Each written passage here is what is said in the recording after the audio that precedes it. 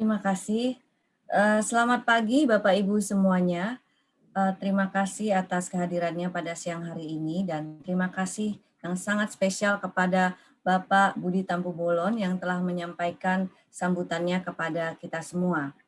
Pada siang hari ini sebelum kita mulai, mari kita dengarkan juga keynote speech yang akan disampaikan oleh Bapak Rizwi Nandi selaku Kepala Eksekutif Pengawas IKNB.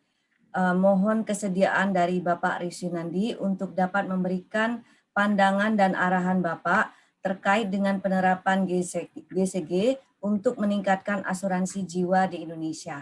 Silakan Pak.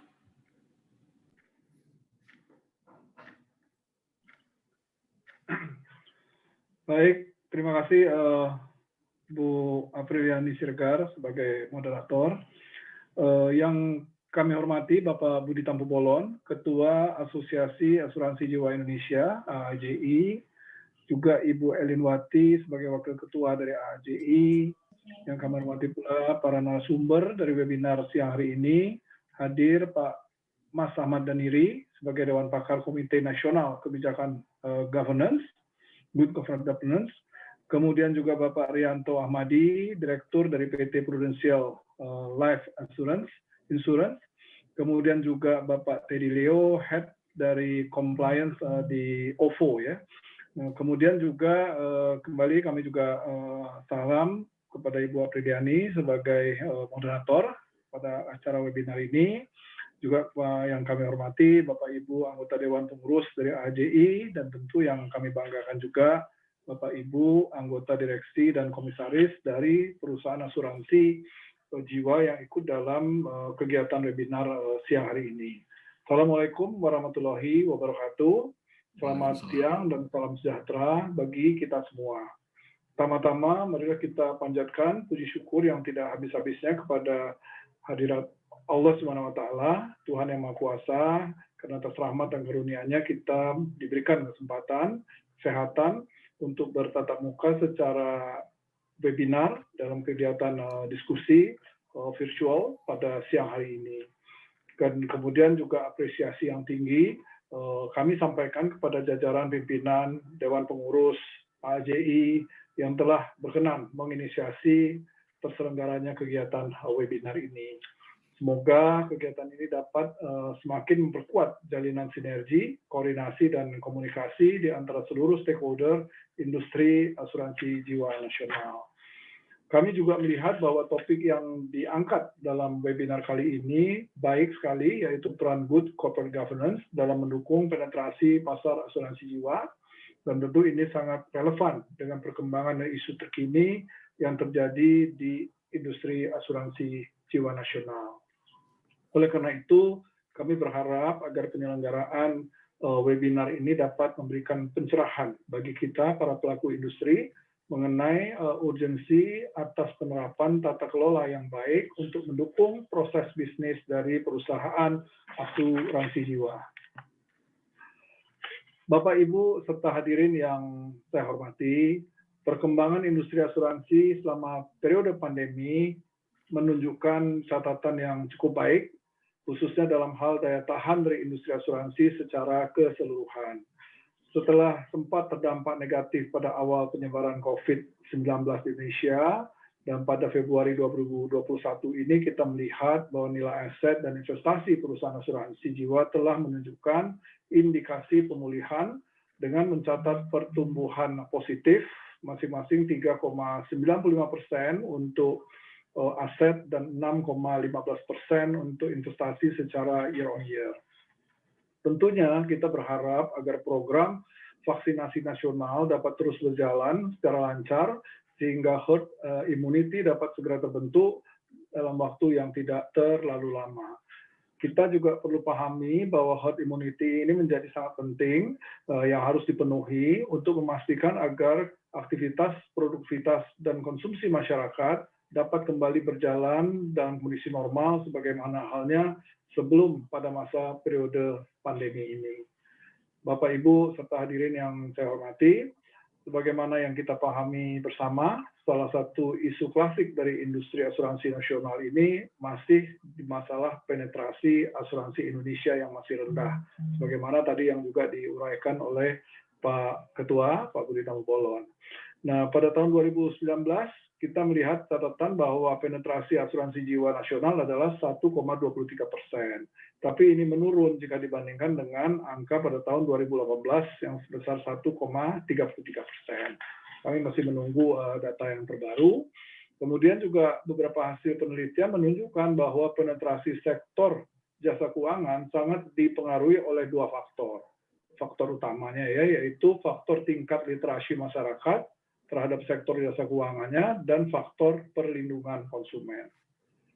Dari sisi literasi, OJK, pelaku industri, dan stakeholder di industri asuransi juga telah bersinergi untuk menyelenggarakan berbagai upaya dalam rangka meningkatkan literasi kepada masyarakat. Dan patut kita bersyukur bahwa upaya ini mulai menunjukkan hasil yang positif, di mana indeks literasi asuransi Indonesia di dalam saat ini berada pada tren yang meningkat dari tahun ke tahun. Hal ini terkonfirmasi dari hasil survei nasional literasi dan inklusi keuangan, itu menunjukkan bahwa indeks literasi untuk sektor asuransi menunjukkan tren perbaikan. Kalau kita lihat data di tahun 2013 besarnya 17,84%, mencapai 19,40% di tahun 2019. Namun demikian, berdasarkan perkembangan yang terjadi selama 1-2 tahun terakhir, kita dapat melihat bahwa isu perlindungan konsumen masih menjadi isu utama yang berpotensi meningkatkan eksposur risiko reputasi terhadap industri asuransi secara keseluruhan. Tadi disampaikan juga oleh Pak Budi Tambolon bahwa komitmen dari perusahaan asuransi jiwa khususnya untuk menyelesaikan klaim selama beberapa tahun terakhir ini juga sudah triliunan rupiah. Ya. Namun sangat disayangkan hal ini sepertinya yang sampaikan Bapak Budi tadi tidak terasa dan tidak terlihat. Khususnya dengan adanya rentetan permasalahan yang terkait pemenuhan kewajiban pembayaran klaim yang dialami oleh beberapa pelaku industri akhir-akhir ini jadi seolah-olah menghilangkan apa yang telah ditunjukkan dalam komitmen pembayaran klaim tersebut. Oleh karena itu, OJK ingin mengingatkan dan menekankan kembali kepada para pelaku industri untuk senantiasa selalu melakukan upaya-upaya terbaik dalam menjaga kemampuan perusahaan dalam memenuhi komitmennya kepada para nasabah pemegang polis sebagaimana yang telah dicantumkan dan disepakati di dalam polis asuransi. Bapak, Ibu, serta hadirin yang saya hormati. Upaya untuk membangun tingkat kepercayaan konsumen itu sudah harus dilakukan secara transparan sejak dilakukannya penjualan produk asuransi. Oleh karena itu, para agen penjual kepada calon pemegang polis itu juga betul-betul harus dapat menjelaskan dengan baik supaya tujuan utamanya bahwa pemegang polis ini betul-betul mengerti atas hak dan kewajibannya dapat tercapai sejak dilakukan penutupan kontrak sampai dengan dia sudah mulai melakukan pembayaran premi untuk selama proses masa pertanggungannya itu. Nah, ini menjadi sangat penting. Selain itu, berdasarkan hasil pemeriksaan yang dilakukan oleh pengawas, kita juga melihat sumber permasalahan yang utama lainnya adalah bagaimana kemampuan perusahaan untuk memenuhi kewajiban pembayaran klaim itu dipengaruhi juga oleh tata kelola dari masing-masing perusahaan dalam melaksanakan kegiatan investasinya. Berdasarkan data statistik yang tersedia, sebagian besar aset perusahaan asuransi termasuk diantaranya sumbernya itu adalah dari premi yang dibayarkan oleh pemegang polis, itu diinvestasikan kepada aset finansial yang diperdagangkan di pasar modal. Nah, dengan demikian nilai aset ini sesuai dengan nature-nya akan dapat berfluktuasi karena pengaruh mekanisme pasar dan sewaktu-waktu juga menjadi berbeda dari real value dari aset yang dimaksud.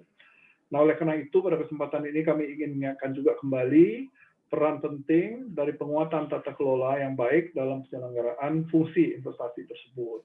Dari sisi kelengkapan organisasi, pengelolaan fungsi tersebut tentu perlu didukung dengan sumber daya manusia yang memiliki kompetensi di bidang pasar modal, khususnya untuk melakukan valuasi atas investasi perusahaan yang ditempatkan di instrumen pasar modal. Selain itu, keberadaan dari komite investasi juga merupakan satu hal yang mutlak untuk tersedia atau harus ada, ya, untuk merumuskan kebijakan investasi dan sekaligus untuk mengawasi pelaksanaan kebijakan investasi dimaksud agar juga hasilnya sesuai dengan ketentuan yang berlaku.